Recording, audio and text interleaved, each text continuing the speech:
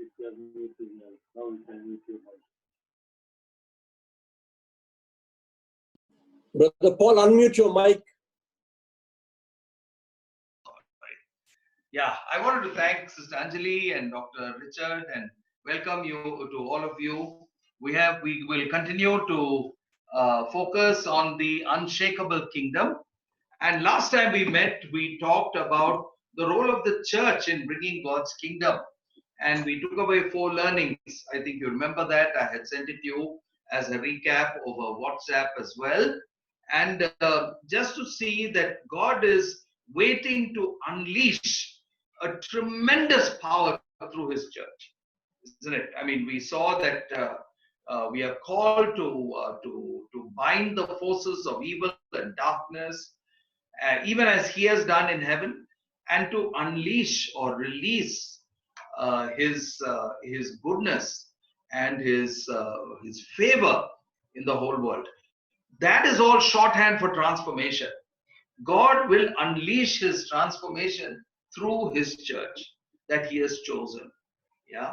But it will happen only when the body of Christ presents itself to him broken. We carry around the death of Christ. That's what Paul says in 2 Corinthians. So that the resurrected life of Jesus Christ would be visible to the whole world through our lives. Today we want to go on to another topic in our continued focus on the unshakable kingdom, and we want to go to the very beginning. We want to go to the book of Genesis. Now you might ask me, why are we looking at Genesis? What has this got to do? Well, let us remind ourselves that God's kingdom is from everlasting to everlasting. The psalmist says that in Psalm 145 verse 13, your kingdom is an everlasting kingdom, and your dominion endures throughout all generations. So long before you and I came onto the scene, or our ancestors came onto the scene, Adam and Eve came onto the scene, God was already king. And his dominion that he had created was already his kingdom. And when Jesus Christ returns, he will fully establish his kingdom. So his everlasting kingdom is part of what we are of. We are part of that kingdom.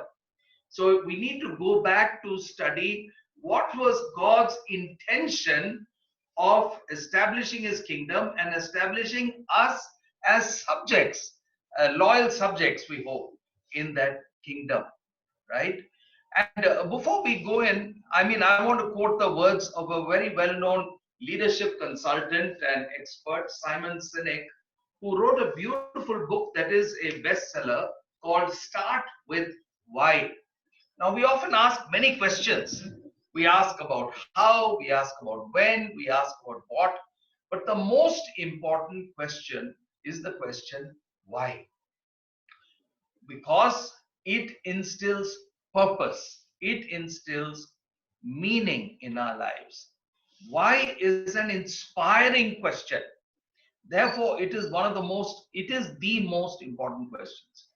And Simon Sinek goes on in his book to talk about many companies and many products that have succeeded because they didn't start with the question what to do or how to go about it, but why should we be doing it? Why should we be there? And we can apply the same question into the spiritual realm, my friends. For example, we are going to ask the question, why did God create the world? Why did God create you and me in his likeness?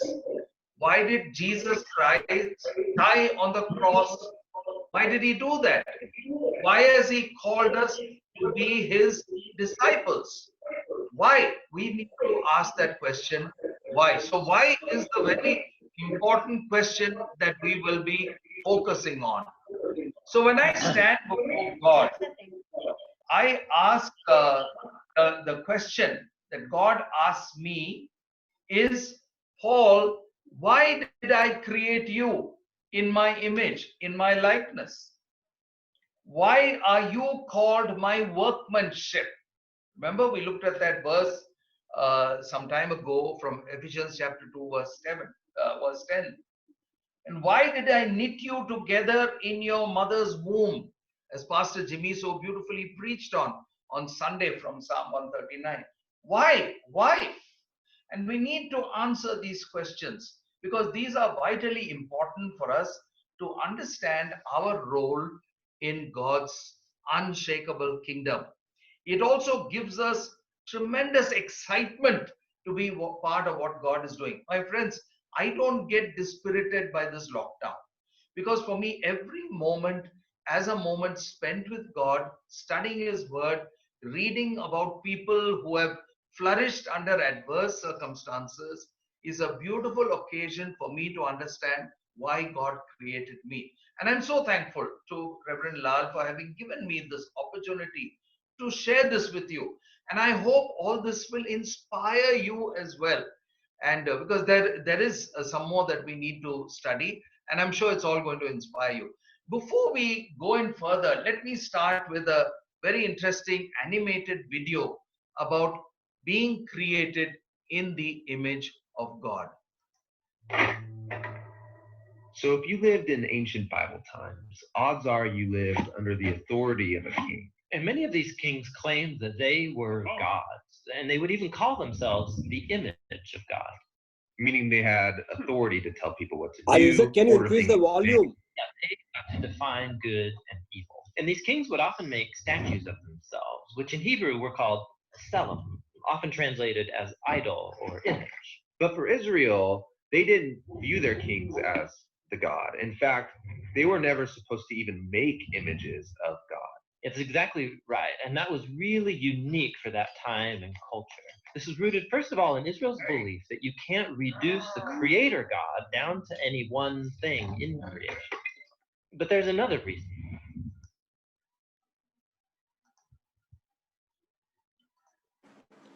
Brother Paul, can you increase the volume a little bit? This is the maximum volume, brother. Okay, all right. Okay. Yeah, sorry. Yeah, slideshow. People aren't to make images of God because God has already made images of himself. When did he do that? Well, let's go to page 1 of the Bible. And the first person we meet there is God. He's the one with authority over all creation. He speaks and creation obeys. And he defines what is good and not good. In other words, he alone is king. But then surprisingly, as the pinnacle of all of God's creative work, he makes humans. And he calls all of them the image of God. So he gives all humans the authority to rule. Exactly, that's what he goes on to say. He tells the humans to subdue the earth and to rule it. And so this task that once belonged only to elite kings is here in the Bible the task of every human being. This was a revolutionary statement in its day because all humans are being called to rule and to participate in the human project. So what does this mean? I mean, how are we all supposed to rule? So the picture we get in Genesis is gardening. Gardening? Yes, gardening. So they rule the earth by cultivating it, by harnessing all of the earth's raw potential and then making something more and new out of it. So growing food for each other. Yes, but that also includes growing families then, which become neighborhoods. And then they create communities where people are going to work and take care of each other and build businesses and cities that will expand to new places and so on. So ruling is really the day-to-day acts of our work and creativity. Yes, we take the world somewhere. This is humanity's divine and sacred task. Yeah, and this all sounds really nice. And humans have designed some pretty great things. But just as often we create things that cause a lot of suffering and a lot of injustice. So maybe we shouldn't actually be ruling. Yeah, so the Bible addresses this. In Genesis, what happens is that God gives humans a choice about how they're going to rule. So are they going to use their authority for the benefit of others, which is God's definition of good, or are they going to turn away and define good and evil for themselves and use their authority for self-advantage? And in the story, they choose to define good and evil on their own terms. And so this is the Bible's depiction of the human condition. So sometimes we pull off amazing good stuff, but just as often, despite our best intentions, we act selfishly and we create evil in the world. And so we're stuck as mediocre rulers making a mess of things. But that's not the end of the story. So the Bible goes on and it makes this claim that all of this was resolved when God bound himself to humanity through Jesus. And he showed us what it looks like to truly rule as a human. So what does it look like? Well, Jesus ruled by serving and by seeking the best for others, by putting himself underneath them and loving not just his friends, but also his enemies. And that's not a typical way to rule. And not only that, Jesus confronted the consequences of all the evil and the death that we have created by our messed up ways of ruling. And he takes it. I mean, he lets it kill him. And so when the New Testament writers looked back to Jesus' resurrection, they see a whole new future opening up for all humanity. Jesus is a new way to be human. Yeah, that's why they called Jesus the image of God, or the new human. And not only that, they also believe that Jesus' divine life and power is now available to heal and to transform us to become our life and power. And this sounds really nice, but what does it really look like? So practically, the Apostle Paul said it looks like people being filled by Jesus' own presence and spirit, filled with love and joy and peace and patience and kindness and goodness and integrity and gentleness and self-control. He says, this is the new humanity that God wants to create in us, so that we become people in whom God's image is being restored, people who will move the human project forward. And that's actually how the story of the Bible ends. It's a renewed world where God is on his throne and his servants are all around him, but they're the ones ruling over this new world, taking it into new, uncharted territory with Jesus as their healer and their guide.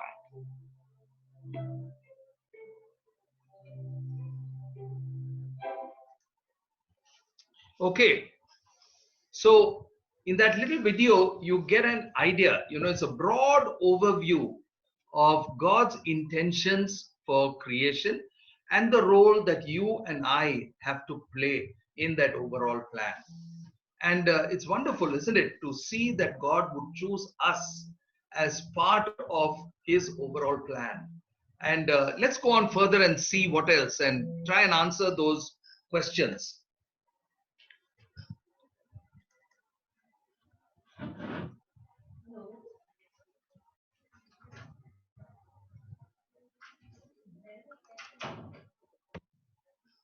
Yeah, so when I look at the mirror, what do I see? When I'm created in his image, do I see his likeness? Or better still, do other people see the image of Jesus Christ in me? Now I'm asking this because this is God's intention.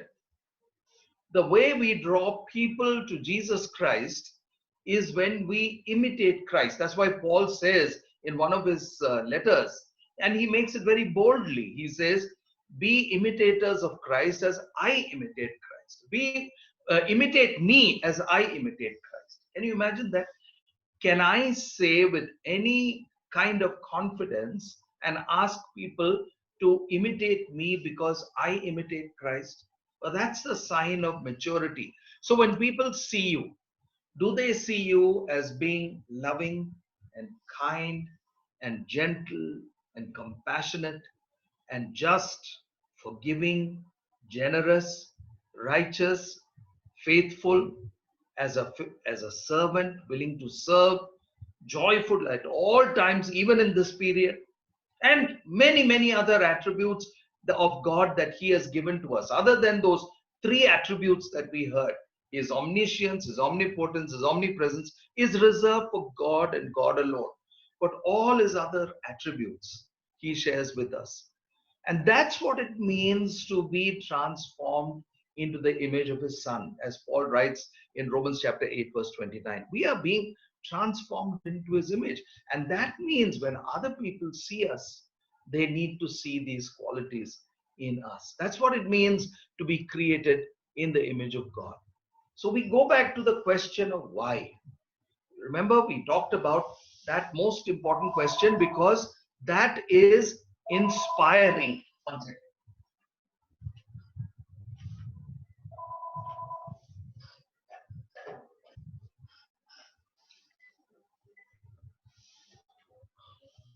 Yeah, sorry.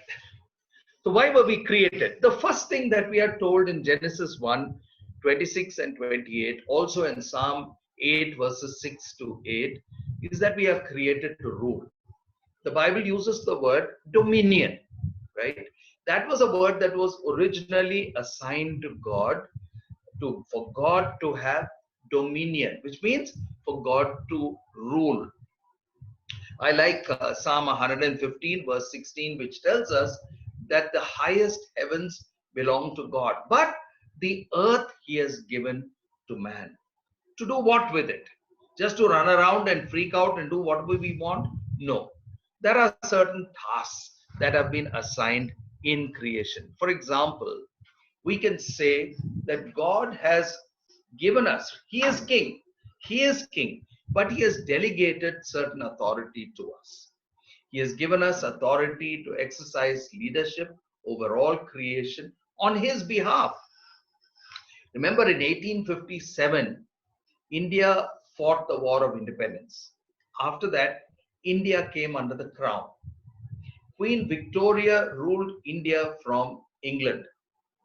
But obviously, the expanse of the British Empire was such that she couldn't do it alone. So she had assigned the task to what we call a viceroy. And that viceroy lived in a vice-regal lodge, which later on became Rashtrapati Bhavan, where we have our own president after India became a republic. But the viceroy ruled on behalf of the queen or the regent. In the same way, we are called to exercise dominion over all of creation on behalf of God. And what is the prime purpose? It is to see that all of creation flourishes, right? And you will hear me using this word. I've already used it before. The flourishing of all of creation is a task that is given to us under his divine guidance. What else do we see? We see this, and this might appear strange to you. You might even tell me, Brother Paul, where is this in the Bible? To envision, plan, step-by-step progression.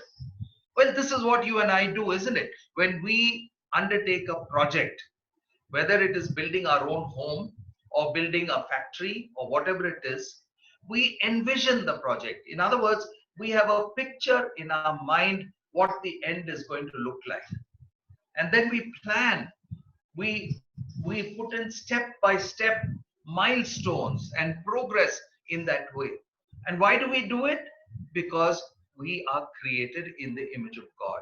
And when you look at the creation story in Genesis 1, you see a definite progression that comes out of a divine plan, that comes out of a divine mind that envisioned all of creation. What else do we see? We see that we are also called to organize, to recruit, to set up systems and structures. And in a manner, this is what you see also happening in creation. And because we are created in the image of God, we don't resort to chaotic ways of doing work, but we organize, we set up systems and structures. We also facilitate growth and development and progress, because this is also what God desires. We are created to rule such a way. Another way of ruling is always to be willing to take risks. We are called to take risks because we walk by faith and not by sight. There are many people who are risk averse. We are not called to be risk averse. We can take informed risks because we walk by faith. Remember the saying, no pain, no gain. So we are called to take risks. We are also called to overcome. That's part of leadership. That's part of taking dominion. We are not to be overcome. Paul says in Romans chapter 8, and it's not conquering over sin, but it's conquering over everything that comes up against us in the path that God has laid before us. If God be for us, who can be against us? So when you take that in a larger context, we see that God is opening out a way for us to move in the way of claiming dominion or leadership over all of creation. Now, this is how God had planned it. And this is how we can see all too short in Genesis 1 and 2. What else? Why else were we created? We were created to take authority and dominion and leadership. But we are also created to be fruitful and increase in number. And this is not only to produce more and more children, but there are some very definite markers of being fruitful and to increase in number. For example, we are called to fill the earth with God's image bearers, reflecting his character to all of creation. This is what it means to be a royal priest, to be part of the royal priesthood, to fill the earth with God's image bearers. That is the importance of evangelism. That is the importance of carrying the good news of the kingdom so that lives are transformed. And once again, we are helping people to mature and grow into the very likeness of Jesus Christ. And we fill the whole earth with God's image bearers. It is also to multiply ourselves in the lives of others. This is discipling, mentoring. And I love what Brother Jigu is doing with those boys there who are living there in that place. He is multiplying himself in the lives of those youngsters. Also to be productive with the gifts and talents that he has given us. Look at Matthew 25, 14 to 30. You know all that as the parable of the talents. There was one steward who was given 5 talents, another was given 2, and a third was given 1. Not all of them were given equally. That's true. They were given according to their ability. But the guy who was given 5 doubled it to make it 10. The person who was given 2 doubled it again to make it 4. The investment that was made in their lives was doubled. That's what God wants to see happening in our lives. That is what it means to be fruitful and to multiply, not just in terms of numbers, but also with what God has given us. That is one of the laws of the kingdom. But what about the guy who was given 1? He dug a hole and buried it, completely misunderstanding the nature of the king. And he was not commended, he was condemned. The other 2 were commended. Now, what will it be for you and for me, my friends? When we appear before the judgment throne of Christ, which all of us will be. That's what Paul writes in 2 Corinthians chapter 5, verse 10. For all of us must appear before the judgment seat of Christ to give an account for what we have done. We will be asked, Paul, what did you do with the gifts I gave you? Did you use it or did you not? And I want the Lord to tell me, well done, you good and faithful servant. You've been faithful in the little things. Now come and join with me, because we are called to rule over bigger things once we are with him in eternity. So to be productive with the gifts and talents that he has given us. And let me remind you, my friends, there are many of you who probably feel, what have I got? What can I do? I'm just, as we said the other day, I'm just a housewife, right? I don't know what I can do. I don't have any gifts. That is a lie that Satan has told you. Remember, the thief comes to kill, steal, and destroy. That is a lie. God has blessed us, each one of us, with gifts, abilities, and talents. You need to find out what those talents are, because that's part of the creation mandate, to be productive. And you cannot say, when you meet God face to face, I did not know what my gifts were. You cannot say that. So please, I beg of you to find out what it is that God has blessed you with and use it for his glory. Use it for the advance of his kingdom. Then there is a third reason why we were created. The Bible says to subdue the earth. Genesis 1:28. What does it mean to subdue the earth, my friends? It does not mean to suppress it, as the word suggests, but it means to harness the God-given resources for the common good. Each of us have been given resources, and they could be different ways. It could be probably land, it could be a home, it could be anything. What are those resources and how do we use it for the common good of all? It's not just given to you to keep for yourself. It's for you. It's given to you to share. So how are you harnessing those resources? Now there are essentially three kinds of resources. One are natural resources like minerals, forests, agriculture, rivers. I'm looking at this now from a larger nationwide kind of a perspective. We have natural resources. We also have built up resources like brick and mortar, roads and bridges, banking and IT, communication, buildings, manufacturing, etc., etc., etc. But what is most important is the human resource that God has given us, which is mind and reason. Paul tells Timothy, you have the gift of a sound mind. How are we using that mind? We've talked about this before. We talked about worldviews, about heart and emotions, about creativity and innovation, knowledge, conscience, knowledge and wisdom, conscience and morals, wisdom and virtue. All these are human resources that God has given us. And it is in the utilization of these human resources that we can use wisely the natural resources that God has entrusted to us and the built up resources that we can utilize for the good of all humanity. But it starts with you and me. I will be talking about this, if not today, but on Thursday, that when you look at countries like Israel, and we will look at Israel, I've got some brilliant videos, and we'll look at countries like Singapore. Both these countries have little or no natural resources like oil and gold and other things. But yet they are some of the wealthiest nations and progressive nations in the world. Why? Because they use the human resource. They use the mind. They are creative. And I want to tell you, my friends, that you and I are none less. We are called to be a blessing to the nations, just like Israel was. We are the new Israel of God.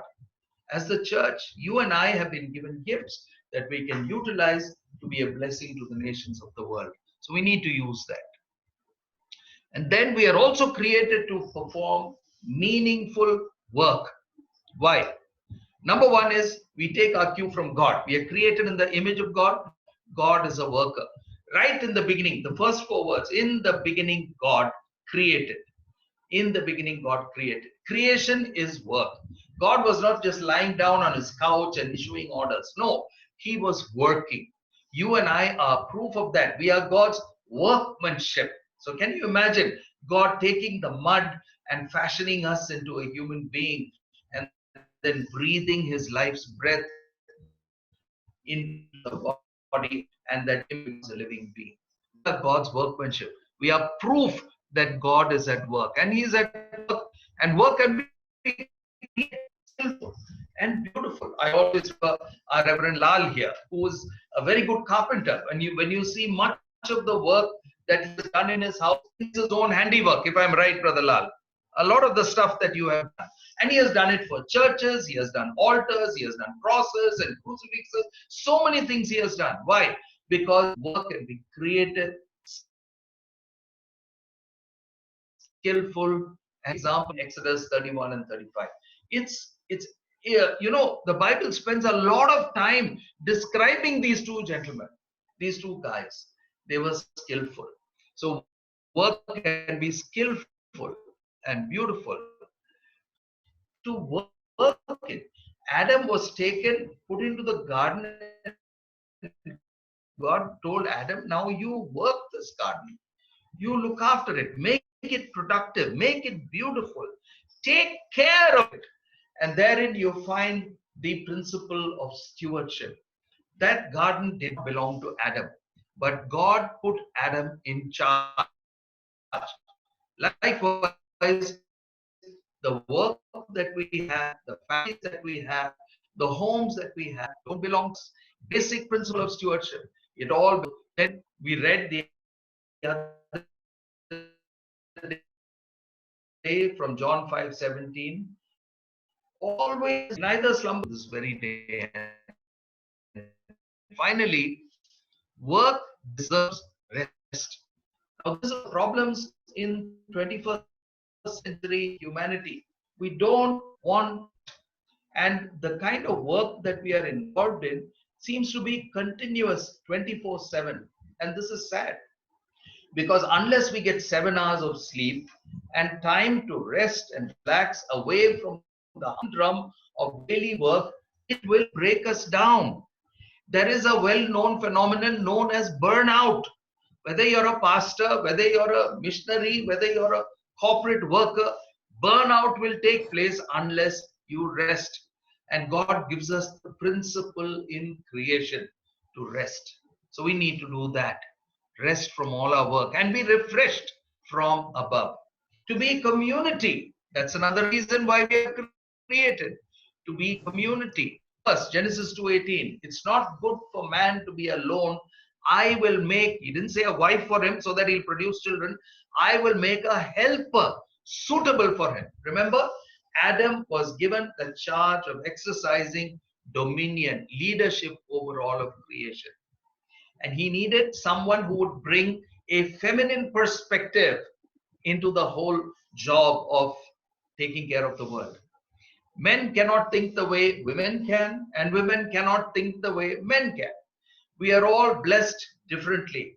And it is in that partnership of man and woman. If man thinks, I know everything, the woman does not know, it's a sorry situation, because we are losing out on the beauty of the genders that come together in order to produce what is good and beautiful in God's sight. And so therefore God creates families, he creates communities and partnerships and teams and relationships to reflect his triune nature. We heard Brother Jigu talking about this when he was talking about the nature and character of God. With love serving as the glue that binds us together. We sing that old chorus, isn't it? Bind us together. Bind us together as one. So God has created us to be families. You know, God doesn't like lone rangers. Even Jesus worked with 12 disciples. Paul went out always with 2 or 3 together with him. God works with teams, with partnerships. And that is why this little community I see as much more than just a worshiping community. I see this as a community that will serve God together, exercising the marvelous gifts that he has given each one of us. Some of us to work in a certain area, some of us with compassion for the poor, some of us to work with families, some of us to work with couples that are that have problems in their relationships, some of us to teach or preach, some of us to counsel. These are wonderful gifts that exist within the community of faith to be a blessing and to advance the kingdom of God. So why were we created? Number one, to be fruitful. Number two, to flourish. And finally, to live a life of abundance. Now, having said this, we notice that right from the Garden of Eden, the devil's prime goal was to destroy this. Do you see that? He does not want us to be fruitful. He does not want humanity to flourish. And he does not want us to live a life of abundance. So what does he do? His tried and trusted way of doing things is by deception, through lies. That's why Jesus says in John 8:44 that your father, the devil, is a liar. Right from the beginning. And he's talking about Genesis chapter 3. Right from the beginning, he was a liar. Every word that comes out of his mouth is a lie. He's both a liar and a murderer. And therefore, don't believe, my friends, don't get caught in the deception that Satan wants to put for you as a trap. Because it will destroy your life. It will prevent you from being fruitful. It will prevent you from achieving the goal of human flourishing. It will prevent you from living a life of abundance. Now, when I say a life of abundance, I'm not preaching the prosperity gospel. I live a life of abundance with sometimes a zero bank balance. Why? Because abundance is an issue of the heart. As Paul says, I have learned to live whether I have or I do not have. And it's in that context, he says, that I can do all things through Christ who strengthens me. Yeah? So let's look at it. In the beginning, God created relationships. Humanity was created to have communion with God. It's so beautiful to see that God walked with Adam in the cool of the day. How wonderful is that kind of relationship? Abraham was a friend of God. David was a man after God's own heart. What about us, my friends? We can be friends of God. We can be men and women after God's own heart. And surely we can invite God to walk with us in our own homes. May not be physically, we can't see Him, but His Spirit is with us. We also relate to ourselves. Our emotional needs are met because of our primary relationship that we have with God. Also, we see that in the beginning, there is no guilt, there is no shame, there is no fear, because God, humanity lives in a relationship with God based on not only love, but more importantly, based on a relationship of trust. Trust that God means the best for us. God desires the best for you and for me. And therefore, I obey Him. Jesus said often to His disciples, if you love me, you will obey my commands. So let's not say that we love Jesus, and do exactly the opposite of what He wants us to do. We are called to love God, and we are called to love ourselves, because we don't love ourselves, and if we don't know ourselves, how can we know God, and how can we love others? And then in the beginning, man also had perfect relationship with the other. Of course, at that time, there was only Adam and Eve, but they worked together in harmony, and also in harmony with all of nature. So because of this, we see that there is shalom or harmony. Shalom is just not peace, my friends. Peace is a very inadequate translation of the Hebrew word shalom, which is so pregnant with so much of meaning. Peace is the absence of conflict. It's much more than that. It's the presence of overall harmony. Everything working together. The wellness of all of God's creation. That's what you see in Genesis chapter 1. But what happens? We see in Genesis chapter 3 that there is an intruder into this beautiful paradise. The serpent comes. Now, it's not a question of just tempting Eve to eat a fruit. It was really an attempt of the devil to destroy the trust that humanity had with God. The trust in the fact that God means well for humanity. If God says, do not eat of the fruit of that tree, it is for our good. But Satan twisted that whole thing around through lies, and therefore God got Adam and Eve entrapped in that web of deceit. And what did that do? That immediately broke the relationship with God. We call this alienation. It's the saddest word in the English dictionary. Alienation. Today we see alienation between husband and wife, between parents and children, between siblings, between families, court cases, between people in the church, between churches, between communities, between nations. There's alienation. There's an alienation between humanity and themselves. Today, mental health problems are the third leading cause of death and disability. That's why there's so much of need for people like counselors and psychotherapists. Why? Because this world is hurtling into a problem of mental health, whether it's depression or suicide or psychosis or whatever. Then there is conflict with others and conflict with all of creation. Nature and creation, the environment was set up to sustain humanity. But we are destroying slowly all of the environment. The fact that there is less of human activity you can see how how environment begins to flourish once again. This is called sin. And I'm going to stop here.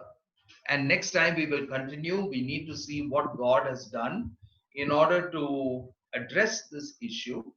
And we will go on to see also how we can use the God-given gifts and how countries like Israel have used the God-given abilities and the calling that they have been given. Israel was called. Why? Again, the question why? Why was Abraham called?